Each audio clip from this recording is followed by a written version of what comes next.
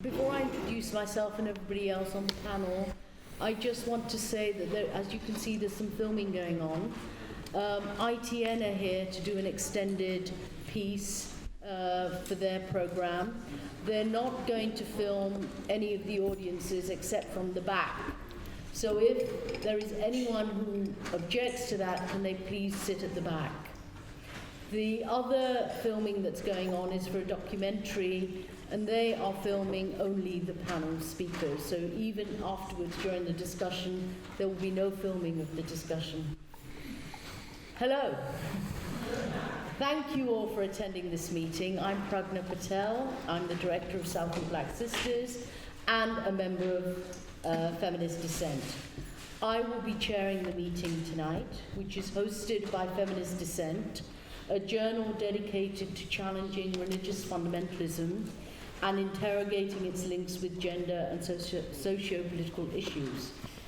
This is also hosted by Finding a Voice, a Birmingham-based South Asian LGBT group that provides a platform to encourage LGBT South Asians to find a voice, gain recognition and acceptance.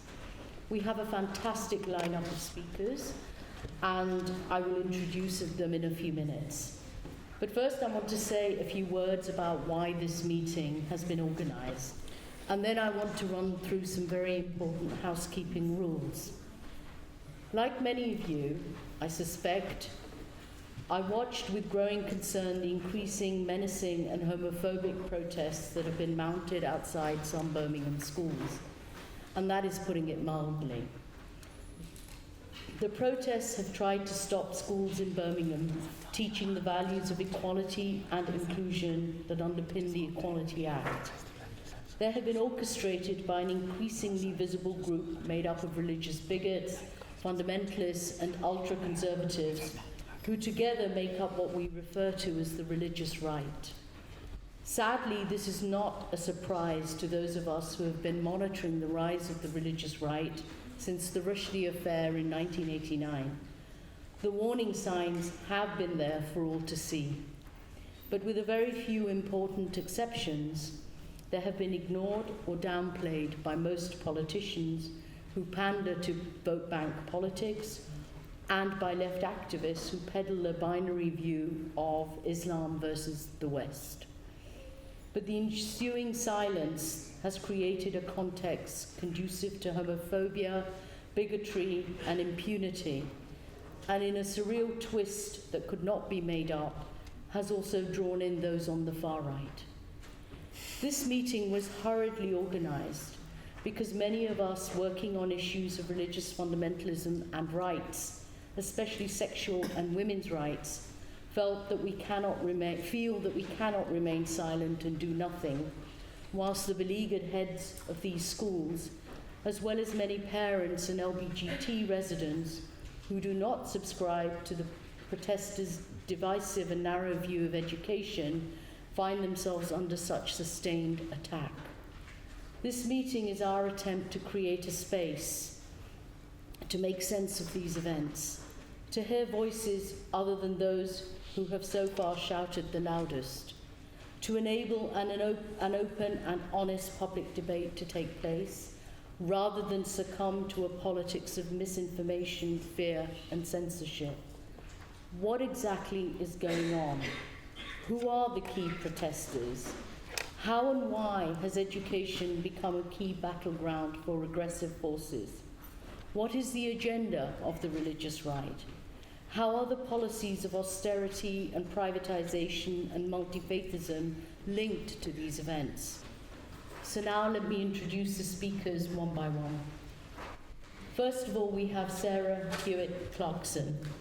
She is the head teacher of Anderton Park School in Sparkhill, Birmingham. She provides training to many schools and other organisations on equality of the sexes and the importance of dismantling stereotypes. She studied philosophy at university in the late 1980s. She loves a good quote. Lord, we know what we are, but not what we may be. Sarah, would you like to take the floor? Yeah. Can I borrow your microphone? Yes. Thank you.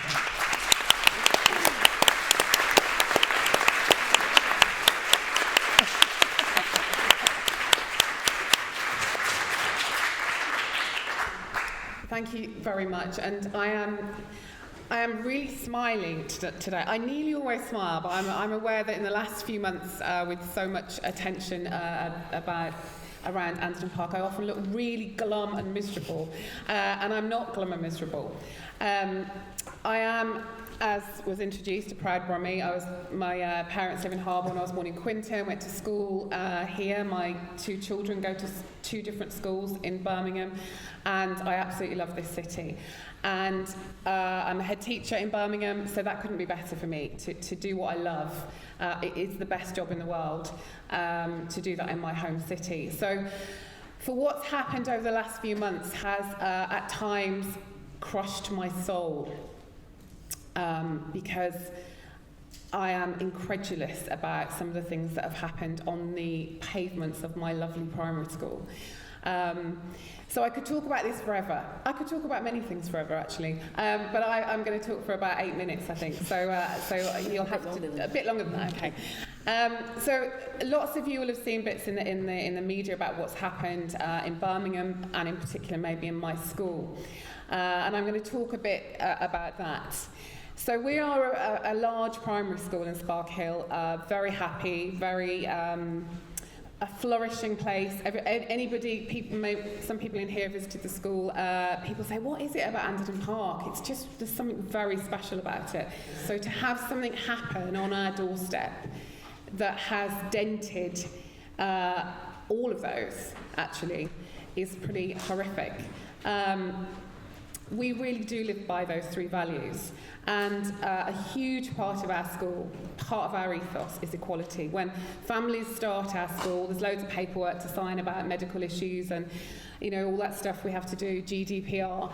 And one of the pieces of paper we ask parents to sign is, it says Anderton Park ethos.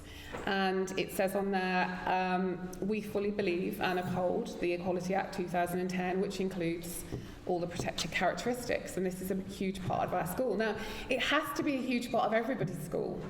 There is a public sector equality duty within the Equalities Act that means anybody who's a public servant has to do certain things: tackle discrimination, seek to eliminate tackle prejudice, promote understanding of equality, seek to foster good relationships between people who have a protected characteristic and people who don't.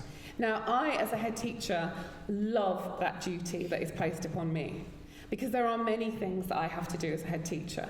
But that particular one, I love that. Because actually, who else is going to do some of that stuff? Parents and families do that massively, of course they do. But actually, it's right and proper that it is my job and a duty, a legal duty upon me and my staff, to do those things to do with equality. We have the national curriculum. The national curriculum is one small part of what we do in school. The national curriculum doesn't include being kind. It doesn't include religious education, actually. That's completely separate. It doesn't include washing your hands after you've been to the toilet. It doesn't include having a free breakfast club for 50 children at our school.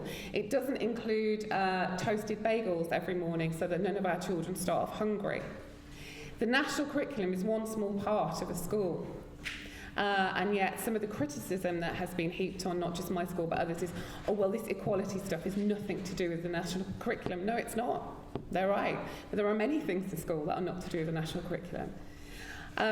So for us, equality is weaved into everything we do. We decided a long time ago we weren't going to have any particular programme or any particular lesson plans to do with equality. We just wanted to talk about it when it was appropriate, so that the language of equality was a usual thing. It wasn't a lesson on a Friday afternoon, or it wasn't something you bolt on. And that's what we've done. So we don't have any lesson plans. We have a few books, but you know, our budget is shot. Let's not talk about school budgets. Our budget is gone. But the only bit of money that I spend on anything is books. And every weekend I see what it says in various papers, and it says this is the book of the week for kids, and I order 2 copies, and I give it to the 2 classes who, you know, haven't had one recently. That's about the only thing we spend money on. Sometimes the suggestion in the last few months has been that every single time I buy a book for my lovely kids in my school, I should somehow run that past parents or people who aren't parents. Now, that is simply unworkable. That's not to say that when something massively changes in a school, you might share that with parents, because of course you would. But what's happened in the last few months is that the government put out a draft policy for relationships education, which had words like compulsory in it. So understandably, some parents were a bit worried. They said, oh, we're a bit worried about this. What does this mean? Are you going to be teaching our children about sex, how to have sex, gay sex, etc.? Now, those questions were legitimate, and we started answering some of those questions in kind of February time, because there had been a lot of scaremongering on social media about what this new policy was all about. But at Anderton Park, we've never taught sex education. Some primary schools do, we don't, we never have. And the new policy has taken the word sex out of primary schools. So we had some legitimate questions, and it's always good to talk about those things. And we had a lot of smaller meetings, one large meeting, where people said, oh, thank goodness, I was really worried. I thought that primary schools were going to start teaching children about sex. That's not true. So we cleared up a lot of those misunderstandings, and then things almost changed overnight, and we had leaflets and people we didn't know, people we didn't recognise outside our school, and within a couple of weeks we had protests. And my school is kind of hidden. It's a big school, but it's hidden in a lot of Victorian housing. And so one of the entrances to our school is in a cul-de-sac. So we had a group of 15, 20 people, and I say people because some of them were parents and some of them were not. And at any one time, and obviously I didn't go out and do a register. People keep saying, how many people were parents? Who are they? I didn't go out and do a register. And I didn't go out at all, because I'm the head teacher of Anderton Park. I'm very proud of that. And I'm not going out to confront or be part of any of that. That is not how we do things. But staff who walked past said, I recognise 5 or 6 people. So we had a lot of people who were nothing to do with our school, outside our school. Weeks went on. These protests were every afternoon just before the children left. We had to change some of the exits the children left from. We had to change some of the lessons so that children didn't have to walk from one building to another to see that or hear that. And one day we actually closed half a day early because we were worried about the safety of the children. And that was the day when a national protest had been advertised. The previous week to that, the protesters were down to a handful, and then about 60 or 70 additional people came from a local mosque and stood and blocked the road, and more strangers who nobody knew. And one of those strangers now infamously said on camera, I think on Sky News, God created women for men's pleasure. So we had faced some homophobic stuff, we were facing misogynistic stuff, we'd had some racist stuff, and all this on my lovely primary school's pavement. And we had done nothing different. That we hadn't written a new policy. We were at our SRE policy about 8 years ago. 9 years ago, maybe even longer. When I was deputy head, I wasn't even head then. That policy talks about, we talk to girls about menstruation, and we talk to boys about growing up. We'd written that a long, long time ago. So we have nothing new. That's why we're not doing any consultation. We haven't written a new policy yet. We're going to write that next year. So it was very interesting and very damaging. And a lot of my staff and my children and my lovely families have suffered psychological harm because of what has happened, and we've had to put a lot of things into place. I do love a good quote, and I do love Shakespeare. So for me, the Equalities Act is summed up. I might not get it word for word if there's any other perfectly Shakespearean people in here. But this kind of says it all to me. This is on my wall. So in The Merchant of Venice, Shylock is Jewish, and he's been treated pretty badly because he's a Jew. And he says, I am a Jew.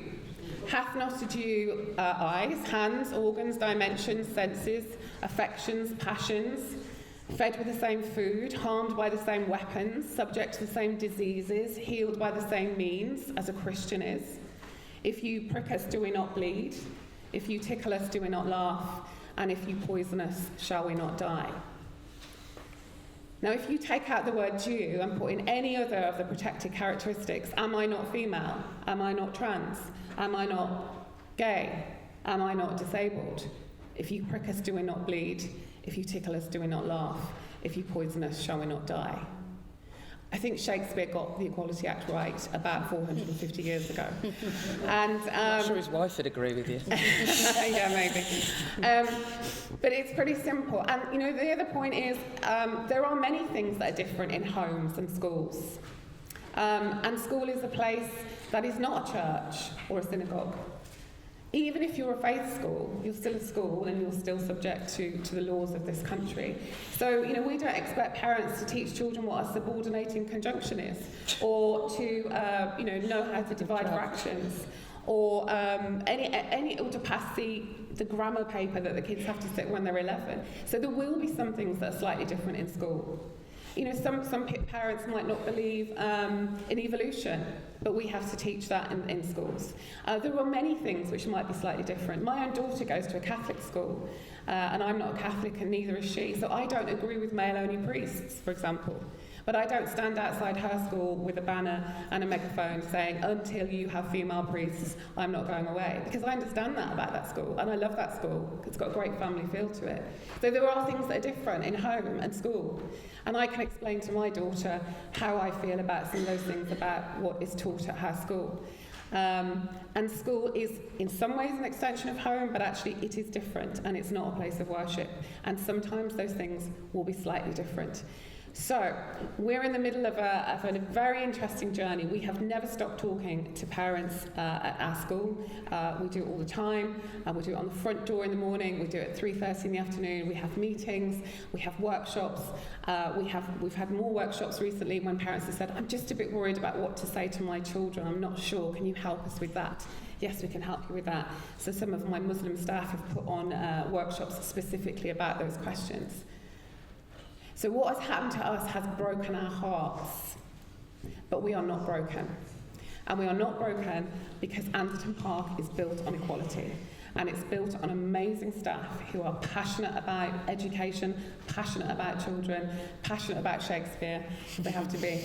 And we will get through this, and we will work together in many, many ways with the parents and the community and Birmingham City Council and whoever, DFE.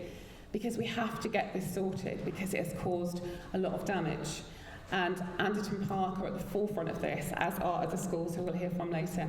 And I am so proud to be the head teacher of that amazing school.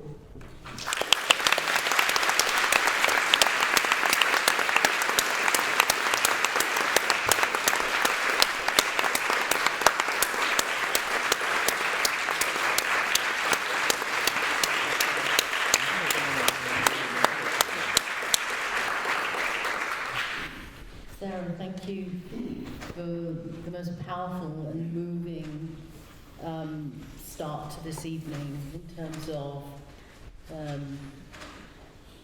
how hard it is for you and for your staff to uphold those principles of equality and inclusion. I can only stand and admire you.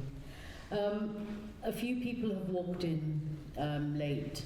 And I just feel the need to reiterate some house rules that I set out earlier. One is that this is a really important meeting. The whole point of this meeting is to try and have a debate, a discussion.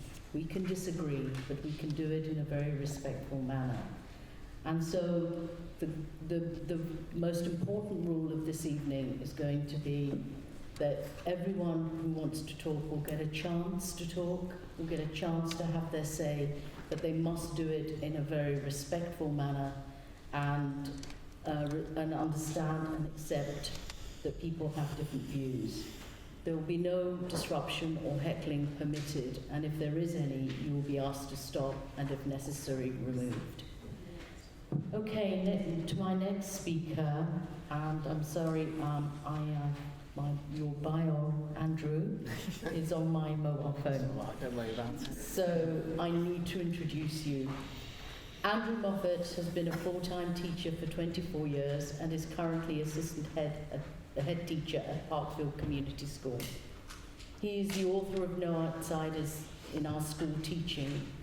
He's the author of No Outsiders in Our School, Teaching the Equality Act in Primary Schools, which uses picture books and a whole school ethos to prepare children for life in modern Britain. In 2017, Andrew was awarded an MBE for his work on equality and diversity in schools. In 2019, he was in the top 10 of the Varkey Foundation Global Teacher Prize. Andrew knows a thing or two about protests outside schools, so I'll ask him to tell us a bit more. Okay. Hi everyone.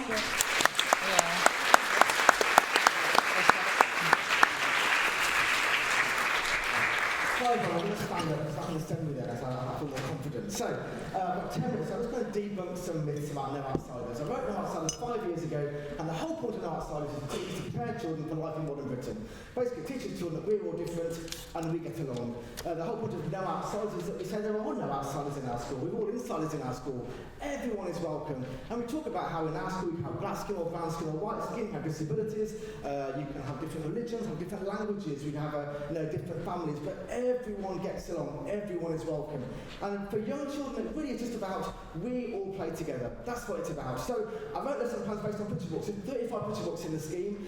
I was in Manchester this morning and someone said, have you written the books yourself? I was like, no, I've not written the books myself. These are all books that you get from Waterstones or from Amazon or any other good bookshop. And I'll show you actually, I'll show you the books we use for 4 and 5-year-olds because there's been lots of talk about, age appropriateness and books teaching children to be gay. Well, I will show you what books No Outsiders uses for reception at year 1, and you can make your own minds up about how age appropriate those are. So would you mind holding that for me so I can hold the books? So we start in reception with You Choose, and basically it's about what kind of home do you want and what do you want in it, and what travel do you want and what food do you like, and our point is basically is that we all choose different things because we're all different. I'll put these over here so people can look at them afterwards. Next one, Red Rocks and Rainbow Jelly. It's about Nick and Sue. Nick likes apples, Sue likes pears. Nick likes yellow socks, she likes yellow ducks. He likes orange hair, she likes purple hair. And every page Nick and Sue like different things, jelly and aliens and things. The last page is that Nick likes Sue and Sue likes Nick. So you can like different things and you can still be friends. The next one is the family book. I don't agree. I've got time to laugh. Some families are small, some families have different, the same person with different colours, who like to hug each other. Basically, it's like different families, near each other, far away, look alike, look like their pets. In the middle it says, some families have a stepdad, mum, stepdad, stepsisters, stepbrothers, sometimes adopt children, sometimes have children with 2 dads, sometimes have 1 parent instead of 2, and it carries on, they have like special days, and eat the same things or eat different things, and they're quiet or they're noisy, they're keen or messy, all families are different basically. Blue Chameleon is a focal point reception, it's like a chameleon who's lonely, he tries to make friends by changing. He thinks you have to look like someone to be friends with them, to change his colour and change his shape. In the end he realises you can be yourself to make a friend. And the last one reception is Mummy, Mama and Me. It's very controversial apparently, because it's about 2 mums basically who pick up their kid, they comb their hair and they look them in their chair and they play hide and seek and they go down the slide and they pack a yummy snack and they put her in the bath and then they kiss her goodnight, they took her in bed at night. So we read that story and we say, oh, does your one do those things? Does your one do those things? Does your one do those things? Who's in your family? Who's in your family? Who's in this family? Let's all draw our families. We don't draw families with 2 mums. Well, you can if you want. If you've got 2 mums, you can. We can draw a mum and a dad. Now, this isn't new, is it? I'm sure when I was in reception in 1975, I probably drew my family. There's nothing new about this. We're just given a framework where children talk about difference in different families. So those are the reception books. Everyone is respectful to my books. Those are reception books. In year 1, it starts with Elmo. I'm sure you all know Elmo. Yeah. Everyone knows Elmo. Yeah. It's a multicolored elephant. Basically, he thinks that it's better if he's grey, he covers himself with berries, and he realizes at the end, actually, it's better to be yourself, and everyone celebrates being different on Elmo Day each year.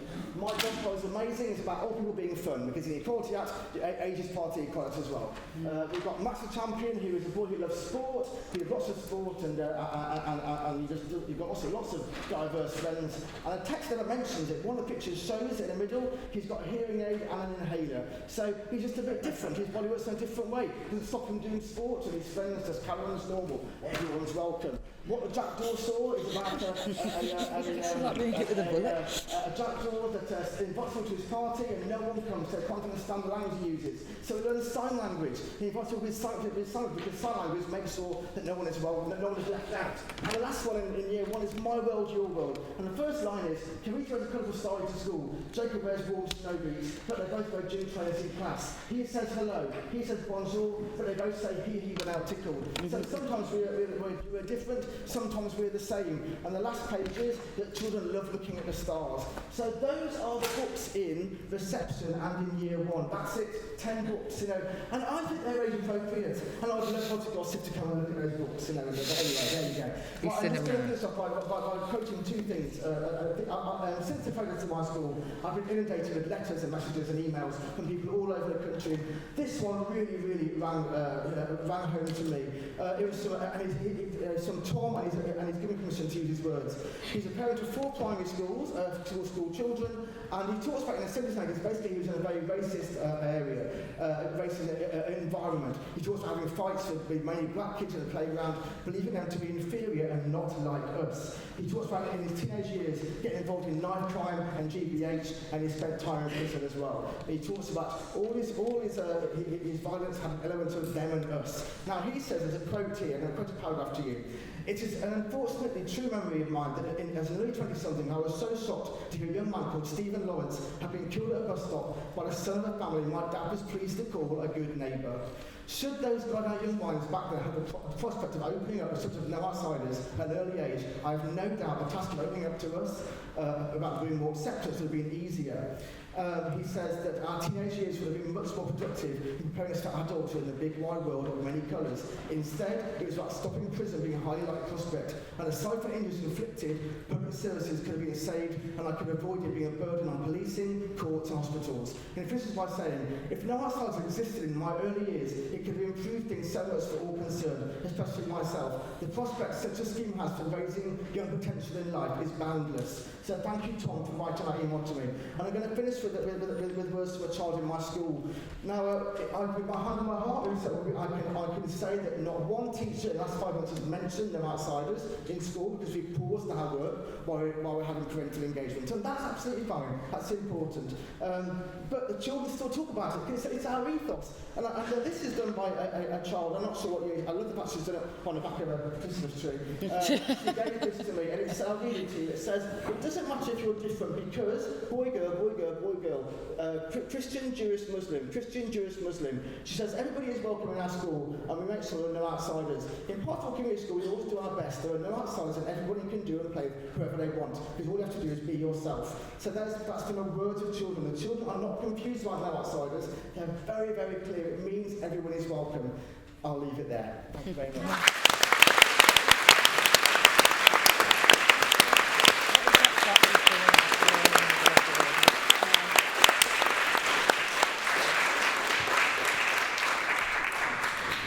Thank you so much, Andrew. I wish I had read those books when I was growing up. Next, Kakan Qureshi. My pleasure to have actually all of these speakers, but also Kakan here. He's the founder of Birmingham South Asians LGBT Finding a Voice, Birmingham's first independent, non-funded social support group for South Asians who identify as LGBTQI+, regardless of faith and culture. He's also co-administrator for British Asians LGBTI and Gay Muslims United, and serves on the multi-faith advisory panel for the National Impact on Faith and Sexuality.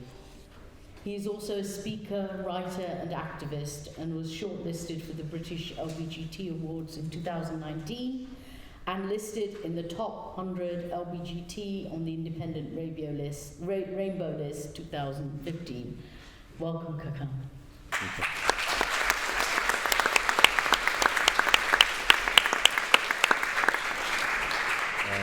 I don't know why I keep saying I'm speaker. I always get nervous. But anyway, let me make a start. I just want to say something about the Quran, first of all, and I just want you to listen. According to a Quranic facilitator, within the Quran, the Holy Book of Islam, there are 114 chapters, 6,236 verses, 77,943 words, and 323,620 letters. I've asked how many of those mention homosexuality, homosexual acts, or same-sex love. What do you think the answer is? None. Exactly, absolutely nothing at all. And the strange thing is that time and time again, when I am faced with people saying that you cannot be gay or LGBT and Muslim, I am hearing people reference the story of Lut. Does everyone know the story of Lut or know of it? Okay, so what's your understanding of the story of Lut? I'd rather let you say it. Okay, so a lot of people say in the story of Lut it references... Sorry? I don't want anybody shouting at me. So according to a lot of people who say, you know, the story of Lut in the Quran is referencing homosexuality, and I keep saying, but what does the homosexual act involve? And then they talk about how the men desired the guests of Lut, and then I ask them to look at what it means, look at the parables, look at the themes, look at the issues. And then they always mention this one particular act, and I keep saying, but how do you know that the people were gay? How do you know the men were gay? How do you know the whole town was gay? Because that's what you keep telling me. How can a town in the world be full of gay men, and that's why it was punished? I mean, in today's modern age, how many towns and cities do you know? Actually, they were all straight, because they're all married, right? It was. So, well, or they could be bisexual or gender fluid, we don't know. Hang on, Anyway, please. yeah. So, Can we just allow Khan to finish? So, I asked the question, how can a whole city or a town be destroyed because the men happen to be gay, allegedly? And then I look at the world and how it's evolved and developed over the years and the centuries, and I'm thinking, what city or town in the world is full of gay people? I don't know any one in my lifetime. So the reason why we don't know of anyone or any one city is because we are so frightened. We are so frightened to come out. We are so frightened about religion and culture and tradition and what our parents think and what our family thinks and what our community thinks and what our teachers think and what our work colleagues think. We constantly think about other people all the time, and we are closeted all the time, most of the time. There are only a select few who step out. There's only a select few like me and Simon here and a few others who dare to face up to reality. We only put ourselves on the platform because we want to show that there are role models, there is positivity, there are people who are making a name for themselves creatively, artistically, socially, scientifically, and otherwise. These people, like me, we want to make the world a better place because we want the generations coming through to feel that they are as equal and as good as other people. And that's why I think about gay. Gay, in my world, it means as good as you. It doesn't mean that I am lesser than you. It doesn't mean that I am more of a sinner than you. It means I am good as you. That's what equality means to me. And that's why when I come to the schools of Parkfield or Anderton, it does break my heart, and Sarah can vouch for this. The first time I went into Sarah's school, I broke down in tears because I've seen children on the one side chanting with their parents, homophobic slurs, shouting things like paedophilia. How do they know what it means? On the other side of the road, I've seen the ice cream van, and little kids were torn. Do they run for the ice cream, or do they stay with mommy and daddy? That's heartbreaking. For me, the school, a primary school, is supposed to be the safest place within our community, is it not? That's supposed to be where the child learns, nurtures. That's where we spend most of our time. We go home after school. You might go to the madrasa or the temple or whatever, and then you go home and you have your dinner and then you go to bed. You spend most of your years, early days, in school. That's where I see the teachers like Andrew and Sarah and others, their colleagues. They are so passionate. They are so sort of wonderfully warm human beings, and they're only trying to do the best that they can. They're not being selfish creatures wanting to sort of say, you're bigoted and you're prejudiced and you're discriminatory and blah, blah, blah. That's not their remit. Their remit is to make it better and safer for the children that are coming through the doors. Their remit is to say, you might be brown, you might be Asian, you might be LGBT, you might be disabled. Come into our world and we'll make it better for you. It's heartbreaking when I see the protests continue time and time again. Every single day there's a newspaper item since January. When that young mother, aged 27 I think, stepped forward and said, "I do not want my child to be taught gay," I thought to myself, this is going to be a story that's going to come and go, and that was it. Somebody at that point should have stepped in and said, "You've got it wrong. You know, what you've said is a bit of a hate crime, maybe it's homophobic, let's educate you on this." But no, we've allowed it to continue. We have allowed it to continue. We should take responsibility for what's happening. We blame the councillors, the MPs, etc. But we need to be looking at ourselves and reflecting on how we brought up our children, how we brought up young adults who are now parents through the British education system, and how we've allowed them to be bigoted and homophobic and all the other things that we hate and despise in our community. We need to be looking at ourselves and what we can do to make it much better than what it is. Because these people who are coming in as forward and saying that you are educating my child against my moral Christian values or Muslim values or Jewish values, question, what do your values mean? You know, because if you believe in the garden of Adam and Eve or Allah or God or anything else, he will say that we are all brothers and sisters. What do brothers and sisters do? They unite, they support, they offer love unconditionally. I was really fortunate I had unconditional love from both my parents when I came out, but I'm really, really a rare case. I take that with me.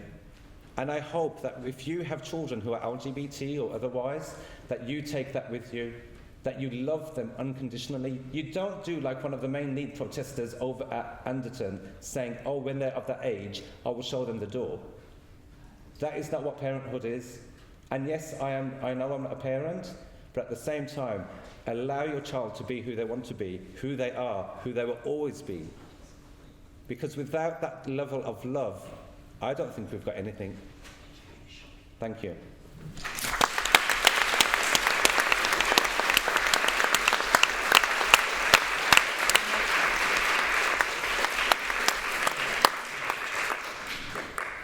Thank you, Kakan. That was really powerful.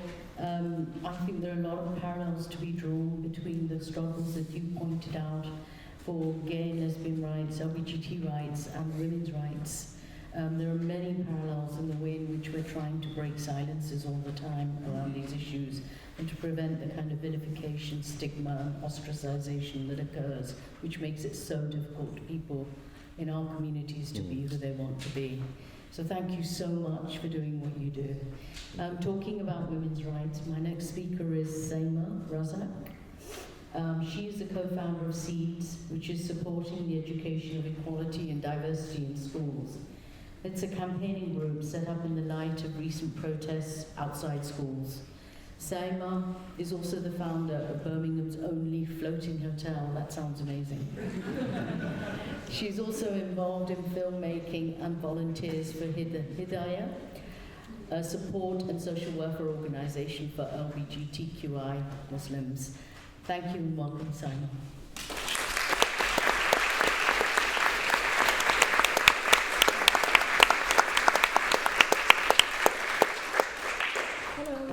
So I'm from SEEDS, so just to clarify, SEEDS stands for Supporting the Education of Equality and Diversity in Schools, and it was a campaigning group that was founded by a lady called Anne Sawyer, a teaching professional, in light of the protests. So when we're talking about the protests, it's really important to make two clear distinctions between the schools. So there's Parkfield School in Alum Rock, and then there's Anderton Park School in Sparkhill. For those who don't know Birmingham very well, these are some of, if not the most deprived areas in Birmingham. The main concerns of the parents in these areas is making sure that there's food on the table. All throughout the saga, this Tory government has not been strong enough in its guidance. It's been leaving grey areas open for debate that create more challenges for already challenged teachers like Sarah and Andrew. As Education Secretary, Damien Hines has done nothing to help this situation, but instead, he's heightened tensions by laying down sanctions from his ivory tower without even understanding all the issues at play. And this isn't helpful at all. At the same time, we then have Labour tyrants, Labour MPs, who are complicit in inciting hate, and I do hope I do hope that Labour kicked that lazy old fool out of the party. I don't think I need to say who that is. They're more likely to kick me out. So clearly something isn't working. So we Seeds will be presenting an equality charter which we'll create alongside parents from all communities, teachers, unions, MEPs, MPs and councillors alike, and the idea of the charter came from the National Education Union. This might also tie in with the work currently underway as part of the citywide reference to group a new equalities curriculum toolkit for Birmingham that the Birmingham City Council are running. I'm not too familiar with it, but maybe Andrew and Sarah will know more information, but it involves councillors, MPs and the DFE. But for me, before we start to talk about the Equality Charter, as a Muslim, South Asian, as a gay woman, my community really need to understand the nuances of the institutionalised homophobia and transphobia that do exist within our community. And that's not just to say we're the only communities with these views. It's just easy pickings at the moment for the media who are riding on this wave of Islamophobia which only heightens tensions. Others aren't protesting because they don't have to, but there are many with similar views, many communities. So going back to the schools in question. The parents at Parkfield School have stopped protesting. We Seeds have even met with some of the parents, creating positive dialogue and mutual understandings. So though the parents have stopped protesting, it would appear that this is only because the school have paused on teaching of the school's equality programme, No Outsiders, that was founded by Andrew. Anderton Park is somewhat a more hostile environment, but this school does not teach No Outsiders. In fact, it doesn't teach any equalities programme, like Sarah's just explained. It's just in their ethos. So now, I'd like to rewind back to 2014, where I think this whole fiasco actually started. It was in 2014 that a gay teacher was first targeted by a Christian parent at his school, and the reason for this was because the teacher introduced CHIPS. It was an equalities programme that tackled homophobia. That teacher was Andrew Moffett. Andrew openly speaks about his learnings from his previous position, which ultimately forced him out of his role. By creating No Outsiders, Andrew decided to approach all equalities from all protected characteristics under the Equalities Act, not just LGBTQI, and he was doing it in consultation with the parents. Some of the parents at Parkfield, having met them, have disputed their nuances with No Outsiders because of its links with Prevent. If anything, No Outsiders reduces the idea of prejudice in society as opposed to Prevent, fighting fundamentalism across all societies. And let's not forget the far right when we talk about fundamentalists. For me, Prevent is inherently racist and Islamophobic as a strategy, but the fact also remains it's a statutory right for teachers. I don't agree with that. The root cause of these protests, however, is not Prevent. It's the institutionalised homophobia and transphobia within my community. One of the key aims of Seeds from the outset has remained to promote unity and ensure that the protests didn't escalate into a dispute between the Muslim community and the LGBTQI community, and we've worked hard to fight for that. Especially now, with chancellors like Katie Hopkins joining the debate, unity amongst marginalised groups is more important than it's ever been. We have a common cause to unite, and we must stand up against fascism and eradicate all hate from our communities. As the product of a child bride, my mum was married at 14, the thing that most upsets me about these protests is that there's real issues that we should be tackling within our community as South Asians, like child brides, like honour killings, like the abuse of young British girls. Parents seem to think there's more value in protesting on their moral rights on someone else's existence as opposed to tackling the actual issues that are at play. It's also upsetting to see, like Sarah said, fully grown men standing outside schools proclaiming to the media that God created man and then he created woman for man's desire, or that LGBTQI community are paedophiles. Though there is absolutely a problem with patriarchal rule within my community, and these protests appear to be patriarchy-led, we must not forget that it's not just the patriarchy that have these views. As a Pakistani Muslim, I do feel caught in the middle of two conflicting communities. I must also add that as much as the inherent homophobia and transphobia exists in my community, there's also inherent racism within the LGBTQI community. Birmingham Pride was this city's ultimate gesture of solidarity, where 10,000 people marched as Muslims. Kakan and I and Andrew, alongside South Asians, led the parade for the event's first time in the event in 22 years. We need to build on this momentum and work with all our allies to educate the false information and hearsay that's being pushed onto already vulnerable communities. It's not all parents that have these views, and that's why Seeds are so keen to work with everyone to create an equality charter. Just like I'm taking my family on this journey with me, we have to take the rest of Birmingham and the rest of the world on this journey with us. United we stand, divided we fall. Thank you.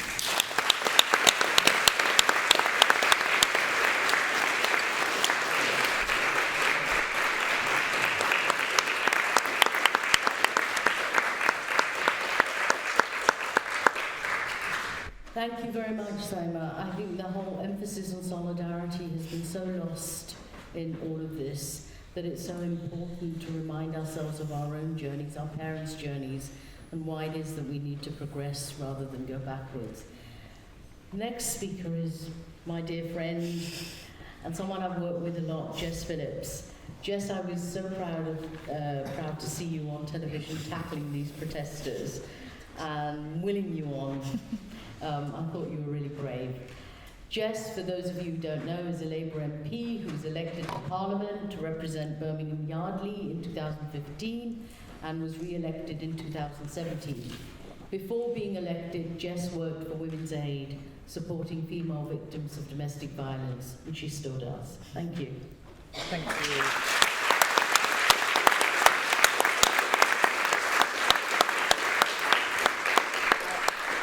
I suppose, so much of the conversation around the new legislation that makes it compulsory for relationship education to be happening in our primary schools has, since the protests, become about whether it's okay or not to teach children about LGBTQI+ relationships.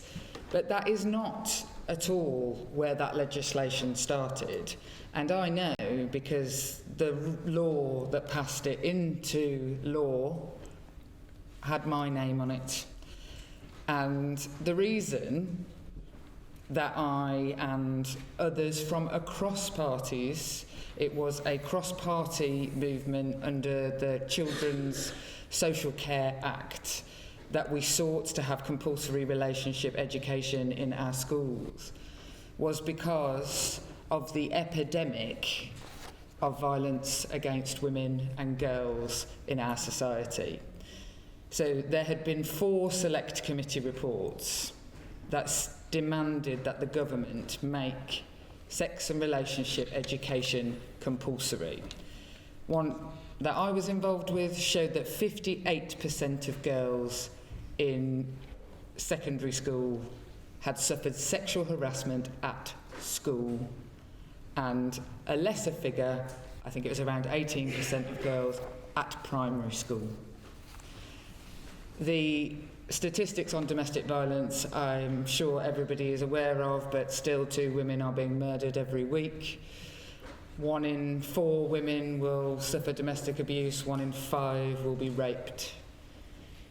It is important that we teach children about what happy, healthy relationships look like, about what consent is, about what control feels like, about who to talk to, about who will help, about trusted adults.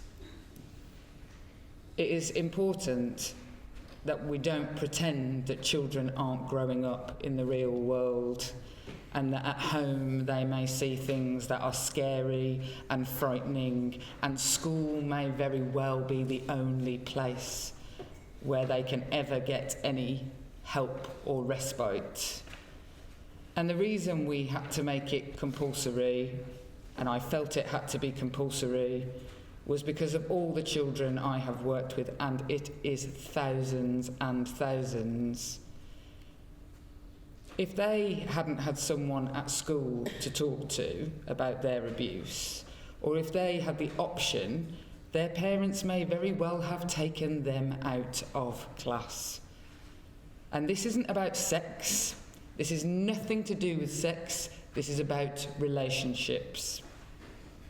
Whether people love each other, whether people are kind to each other. And that was always at the heart of the legislation that we had changed. And I genuinely believe that in 10 years' time, we will see a reduction in the epidemic of violence against women and children because we made that brave and bold move. It was always about that.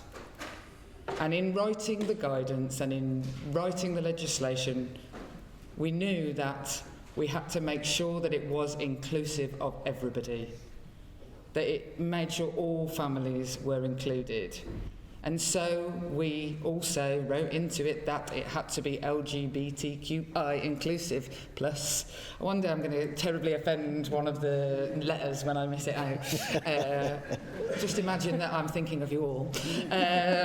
And because these relationships, certainly in the school where my children go to school, there is no age-appropriate age that they can find out about gay and lesbian parents unless I were to ask some of the lesbian moms in the playground not to come together on the school run, because, or maybe we could put them in a tent and keep them separate from the reception class children, because we wouldn't want my children to see them.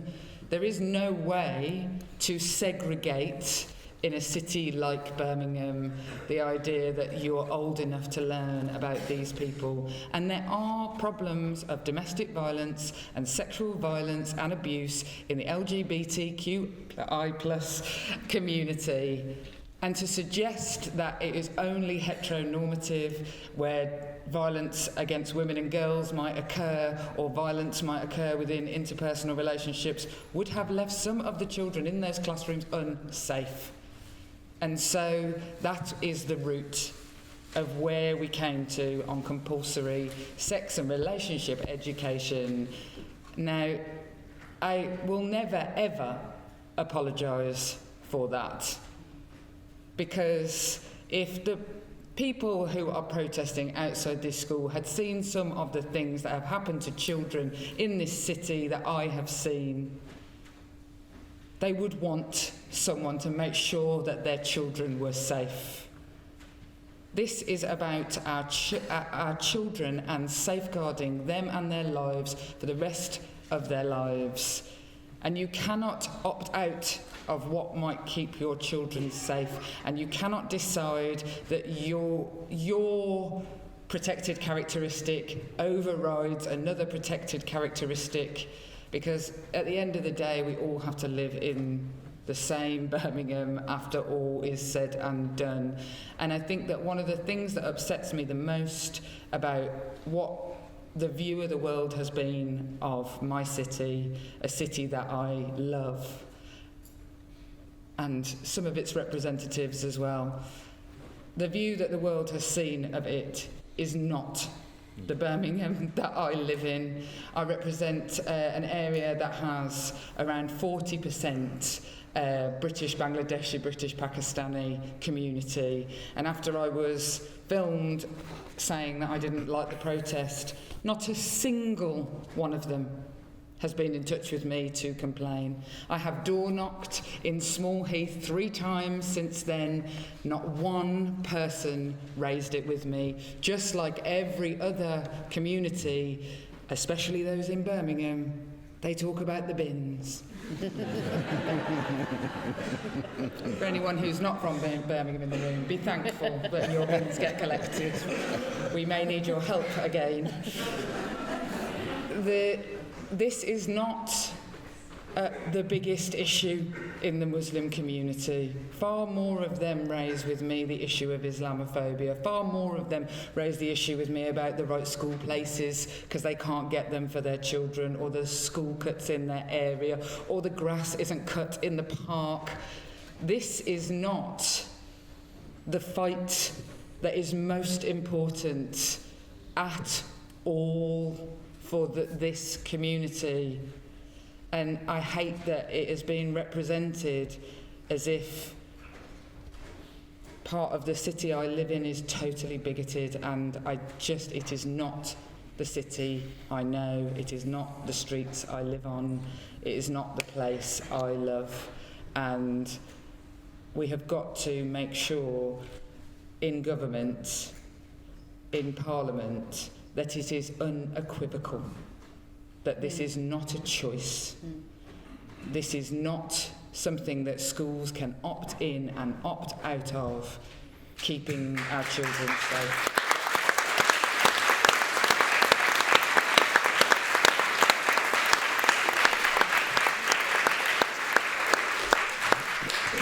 I will just finish by saying that this week in Education Questions, I had to ask the Education Secretary just a really simple question and get really a simple answer, which, let me tell you, is not easy to do. There is a lot of flannel all those questions.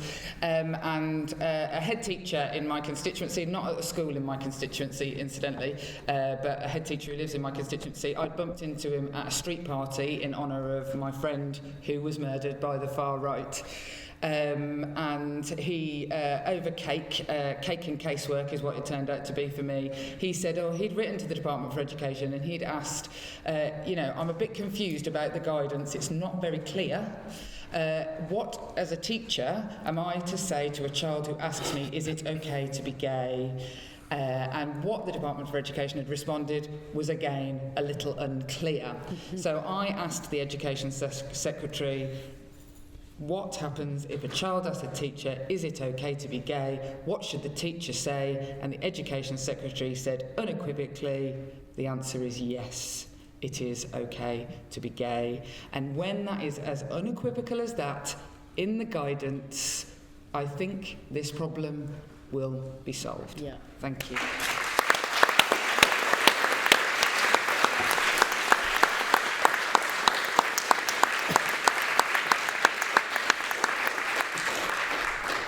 Thank you so much, Jess. There are really two important things I take out of that. One is that actually very many parents, ordinary parents in BME communities, do not support what the protesters are doing. I know that in areas like Southall, where we've had to fend off Sikh fundamentalists trying to take over schools and imposing a particular agenda, many of the parents did not support them. That's the first thing. The second thing is, thank God for the Equality Act. Thank Harriet Harman. Because Harriet Harman He's like a god. Secular God. The reason I say that is because we've used the Equality Act in Southall Black Sisters so much to challenge some of these reactionary views. We've used the law to challenge gender segregation, to challenge discriminatory religious laws around family matters, to support women leaving abusive and violent relationships. And actually, sometimes I feel that all that stands between us and complete regression is the Equality Act. And it is such an important piece of legislation, and I cannot overemphasize how much we need to defend it. To our last speaker, last but not least, my friend and comrade, Stephen Cowden. He's a member of the Feminist Dissent Collective. He works at Coventry University, where he researches the impact of religious fundamentalism on social policy. Thank you.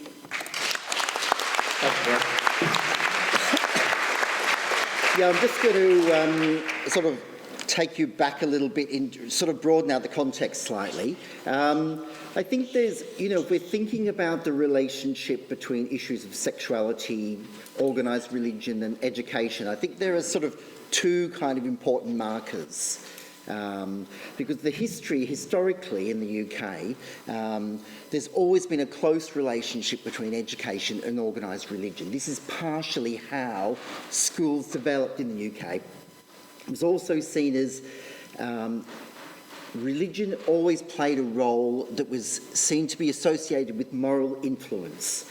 Now, that's very much the history. After World War II, something incredibly important happened. The state came in, and the state became the major provider of education, as well as a whole lot of other important services, health, public utilities, etc., etc. So basically, you have, in the period after World War II, a commitment from the state to fund universal provision across the country. But it's interesting as well that even though they were state-funded, the vast majority of schools state-funded, they still retained a role for the churches in control of admissions and the curriculum. And, you know, this is, I think, had significant implications in terms of the way in which these issues have been cast and organised. So the second really important historical marker is the period of the late 1960s, because this is when all the significant pieces of liberal legislation emerge. This is when male homosexuality ceases to be a criminal offence. This is when divorce is made legal. This is when equal pay for women is fought for and won. And even though in law these changes were very tentative and often quite compromised, they created the basis for some major political movements that changed the society that we lived in. We had gay liberation, we had women's liberation, we had black liberation, and these have had a huge impact on law. These have had a huge impact on social policy and government policy. These have had a huge impact on people's conception of themselves. I want to now give you a quote from Stephen Green. Stephen Green, in case you don't know who he is the director of an organisation called Christian Voice. And Christian Voice were very significant in nurturing and encouraging the protests that took place outside Anderton Park and outside Parkfield. And Stephen Green wrote in 2005, "Britain is a nation deep in sin.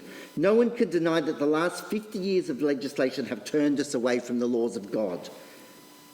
We say that God knows best, and if we go away from God, we are going to bring judgment on ourselves." They were his words. I think this is really important because it allows us to see that religious fundamentalism isn't something which is just associated with Islam, as it is understood in the mainstream media. Religious fundamentalism is something that exists and is a growing threat within all religions. Yeah? These groups see the very changes that took place during the 1960s, these major pieces of liberal legislation, as something that must be got away from in order to return to a moral and righteous society. I've used the term religious fundamentalism. What do I mean by this?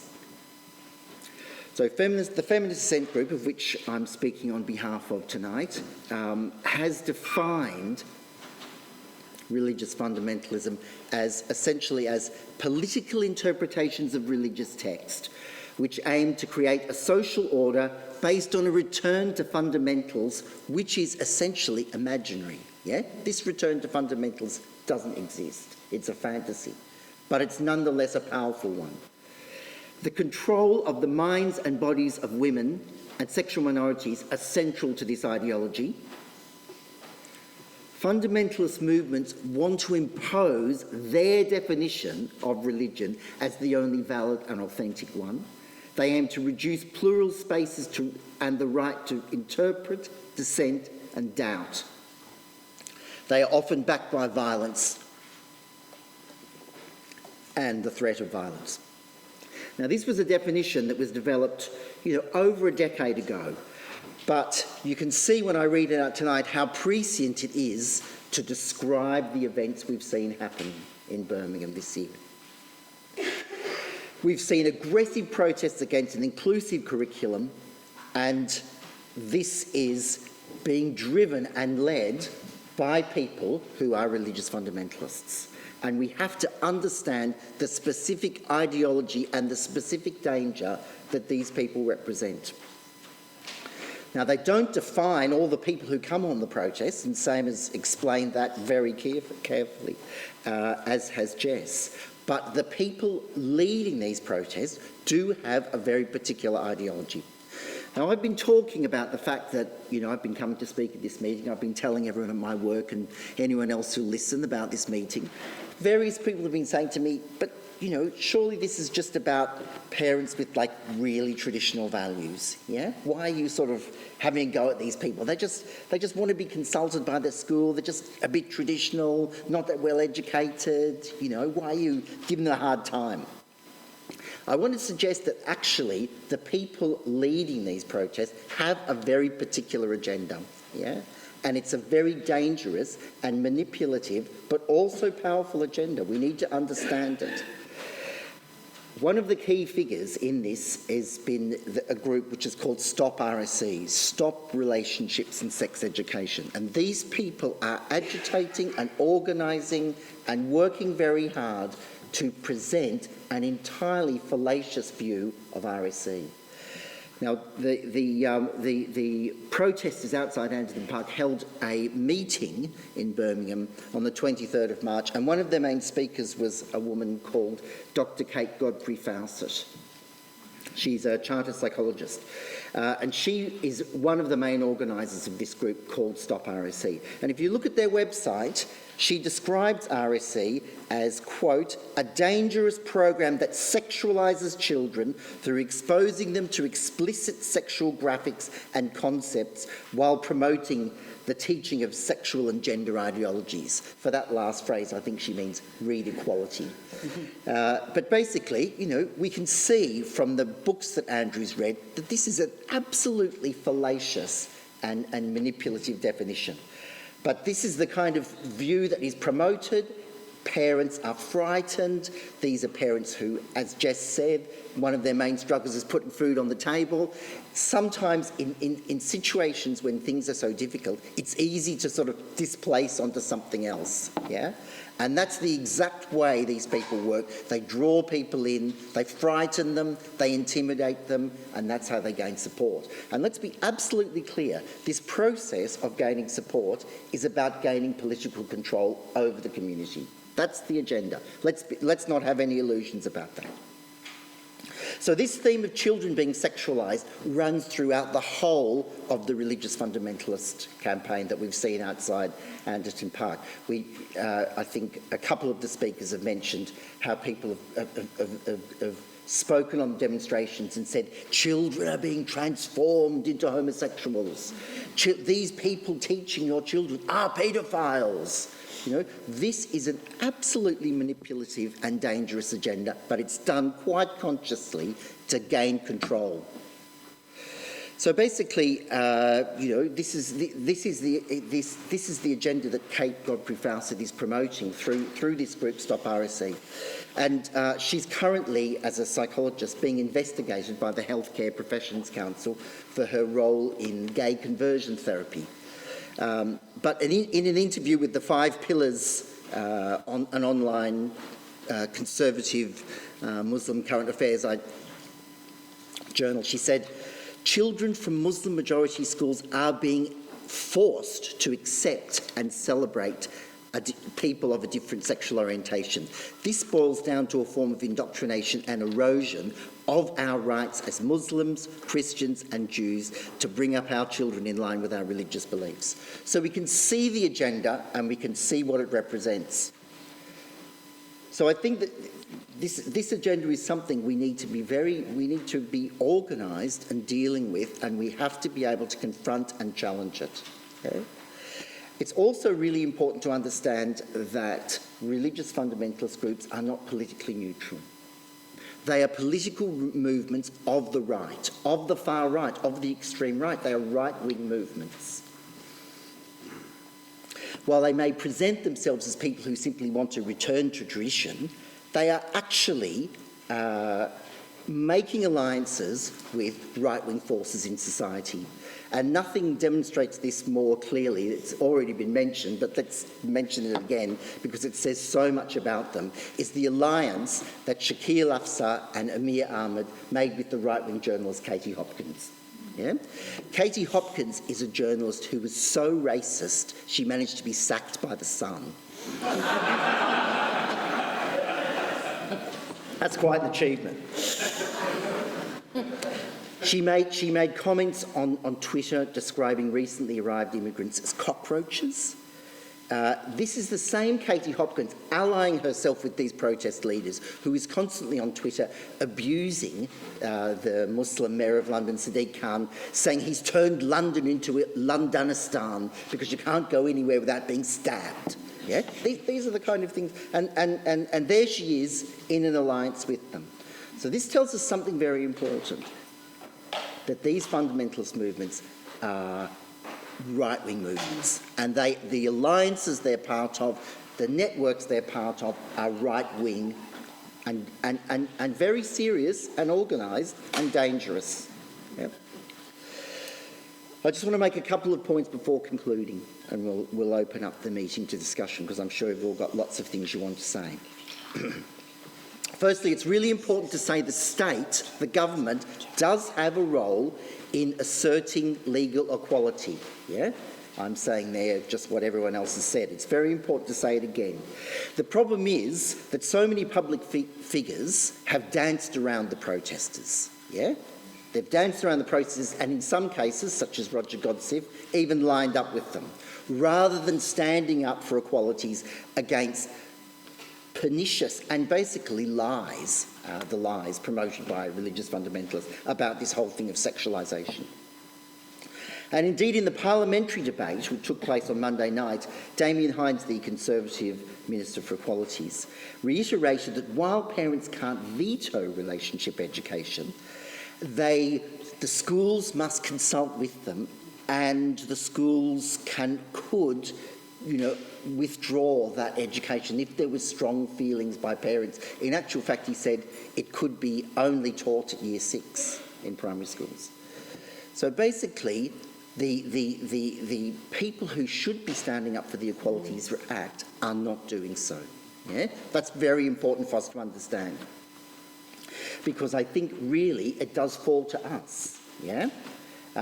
We need to be organised, we need to be aware of the fundamentalist agenda, and we need to be fighting back against it. This is an agenda of prejudice, this is an agenda of sectarianism, this is an agenda of hate and bigotry. These people have to be stopped. They have to be stopped because they are undermining the educational future of girls in particular. They have these ultra-conservative people undermining girls' capacity for education and critical thought. They are undermining lesbian and gay people.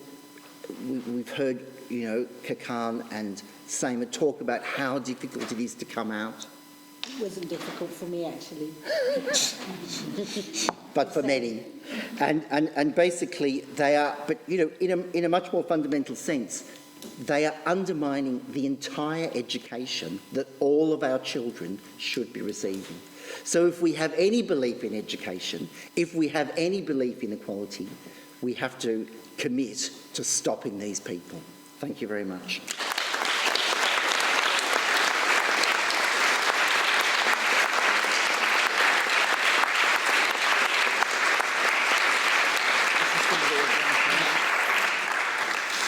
Thank you so much, Stephen.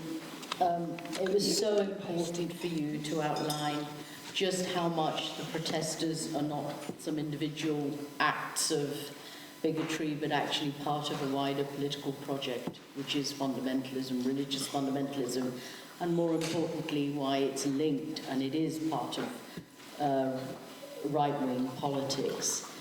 And there's a lot there also about the nexus between the forces of regression and politicians who just want to remain silent on these issues and leave it to beleaguered heads and those vulnerable groups that are facing these attacks to defend themselves. The other thing I just want to do is thank you all so much for sticking to time. You were brilliant. which would really help me out a lot. Okay, so now we can open up for discussion, I think about 45, 50 minutes to give us time to leave this room by 9:30. Hopefully, I've got two people going to help us with roving mics. I'll give you the other one in a minute. Should we do you want to take a cluster of questions at the same time, or do you want to respond one by one? Take a cluster. Take a cluster of three. Okay, we'll do that.